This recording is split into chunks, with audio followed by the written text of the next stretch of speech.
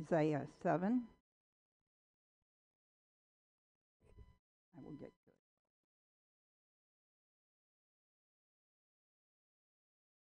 And if you would like to read along with me, I would love for you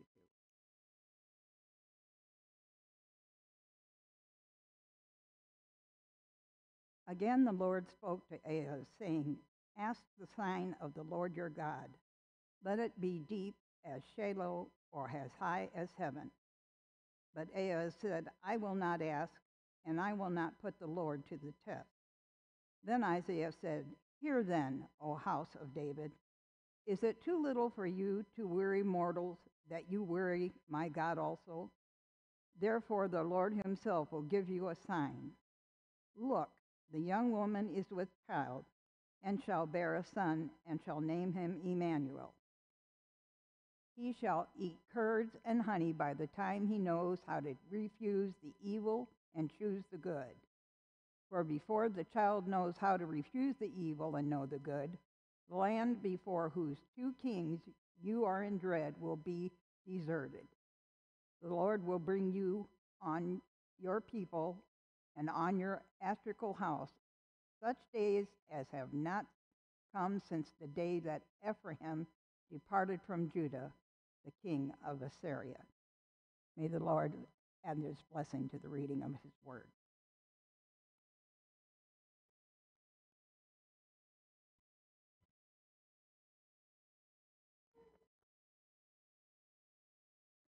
And continuing from the Gospel according to Matthew, chapter 1. Now the birth of Jesus the Messiah took place in this way. When his mother Mary had been engaged to Joseph, but before they lived together, she was found to be with child from the Holy Spirit. Her husband Joseph, being a righteous man and unwilling to expose her to public disgrace, planned to dismiss her quietly. But just when he had resolved to do this, an angel of the Lord appeared to him in a dream and said, Joseph, son of David, do not be afraid to take Mary as your wife, for the child conceived in her is from the Holy Spirit. She will bear a son, and you are to name him Jesus, for he will save his people from their sins. All this took place to fulfill what had been spoken by the Lord through the prophet. Look, the virgin shall conceive and bear a son, and they shall name him Emmanuel, which means God is with us. When Joseph awoke from sleep, he did as the angel of the Lord commanded him. He took her as his wife, but had no marital relations with her until she had borne a son, and he named him Jesus.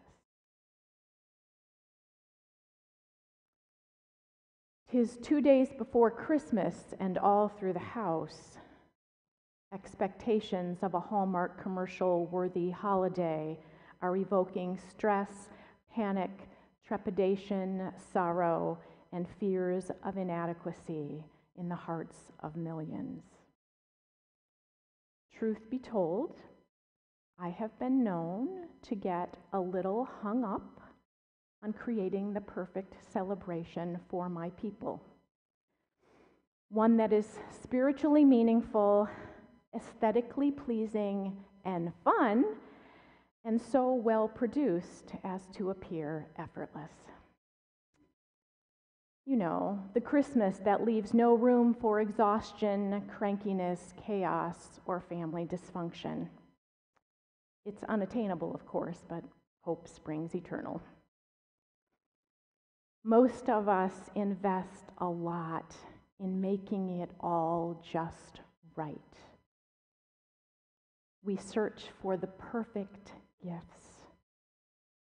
We plan and prepare the perfect meals. We labor over the perfect tree and the perfect decorations, all to create the perfect ambiance, despite the challenges that family and life present.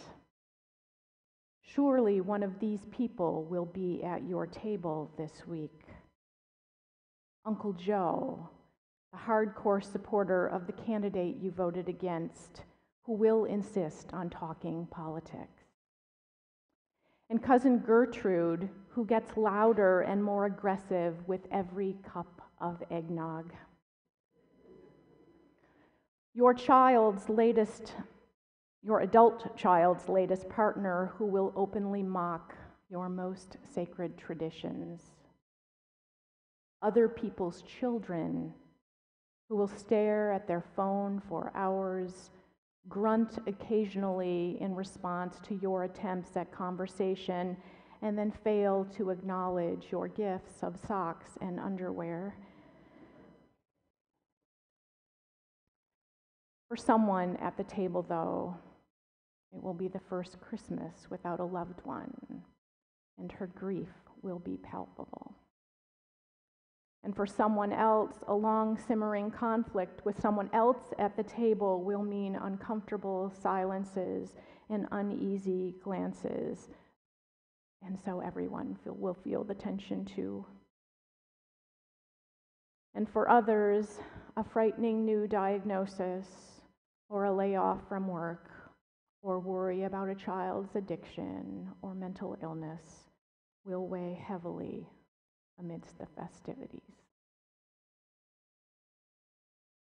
Christmas and family are so entwined, it's hard to imagine one without the other. And the awareness that the family with whom you are sharing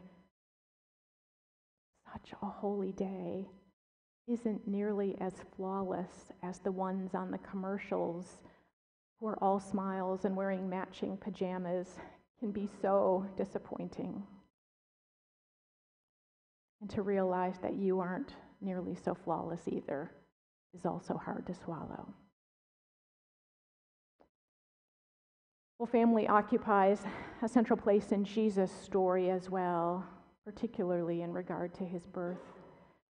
In Luke's gospel, we hear the story from Mary's perspective. But today, in Matthew's gospel, we get Joseph's point of view. The narrative is sparse, as the father, adoptive father really, of the boy, never actually says a word or expresses an emotion throughout the birth story, or in fact, the entire gospel. But what we learn from him is that the first Christmas was not flawless or uncomplicated or without family drama. In fact, it was a mess. We can scarcely imagine in our day and time the scandalous nature of Joseph's dilemma when he learns that Mary, the girl to whom he is engaged, is pregnant. In first century Jewish culture, parents or other elders in the community often arranged marriages, usually when a girl, and often the boy, were children or young teens. The engagement was a binding arrangement between people already legally considered husband and wife, and it lasted a year or so, during which the couple didn't live together. Unfaithfulness during that time period would have been considered adultery, and the appropriate response to that, according to the law of Moses, was capital punishment.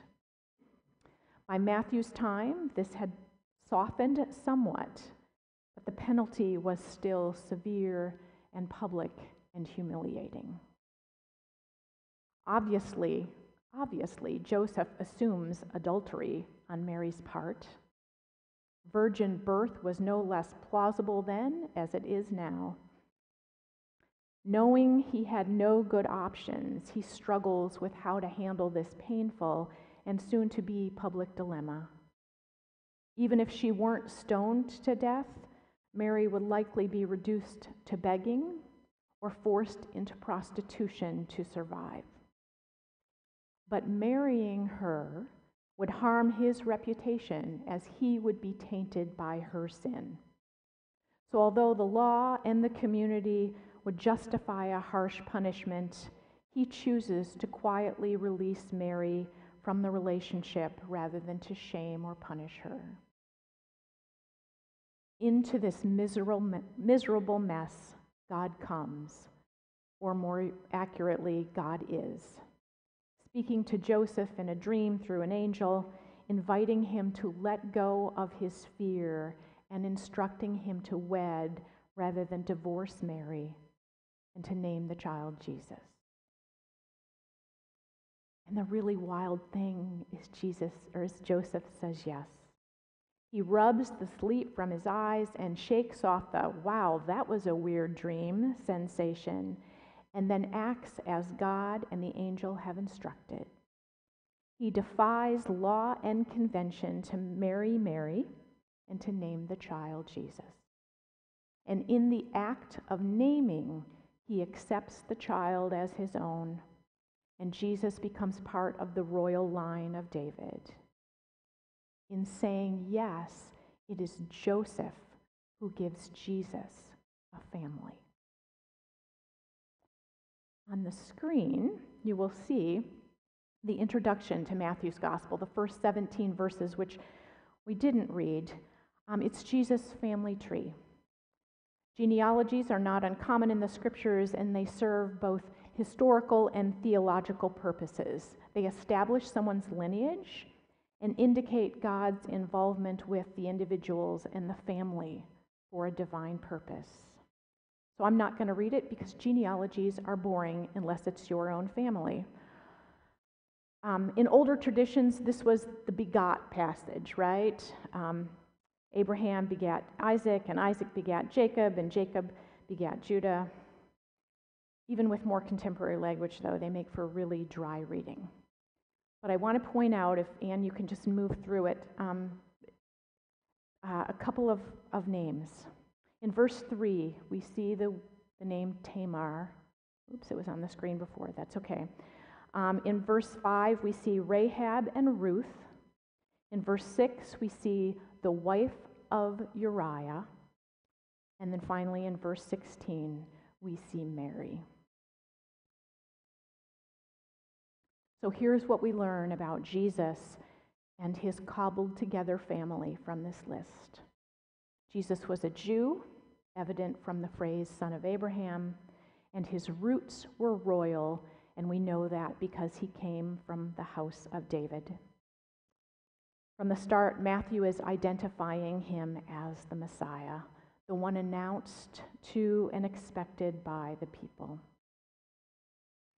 And amidst all of these important designations, in 42 generations, and all those men's names, because in those days, men's names were the only ones that comprised family trees, Matthew surprisingly includes the names of those 5 women: Tamar, Rahab, Ruth, the wife of Uriah, also known as Bathsheba, and finally Mary.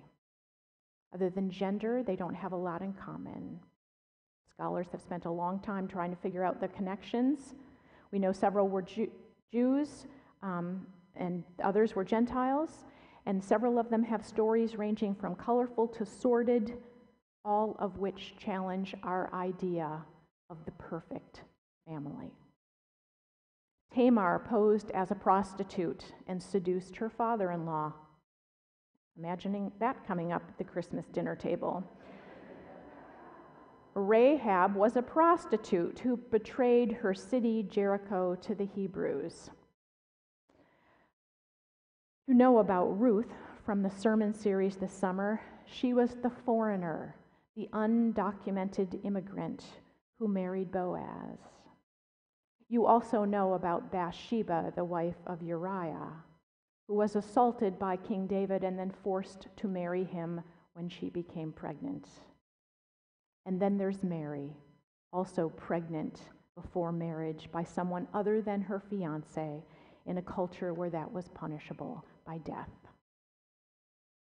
So it wasn't just Joseph's immediate circumstances that were complicated. His family tree was a soap opera. Perhaps that's why he could risk listening to an angel and disregarding convention and adopting the Son of God, tying his own complicated and messy story into the very narrative of God's salvation for the world. And herein, friends, lies the beauty and the wonder and the miracle of the Christmas story.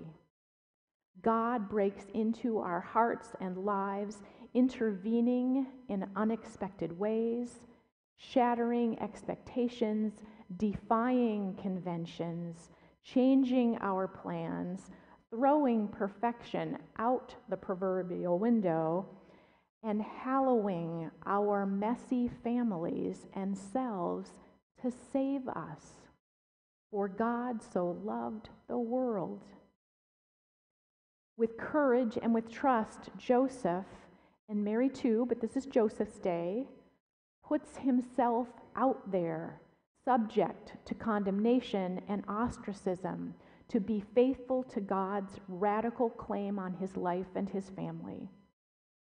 And we are invited to believe that we are like them, flesh and blood, imperfect people who go through all kinds of things, some damaging, some dangerous, some scandalous, some beyond imagination, and yet are used by God to accomplish God's purposes.